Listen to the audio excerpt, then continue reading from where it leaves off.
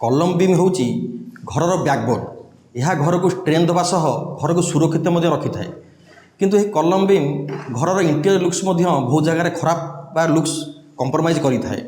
बहुत लोग लुक्स को प्रायोरिटी देकी कलम बीम साइज कंप्रोमाइज करथांती, किंतु यह को मुझे भी रेकमेंड करे ना।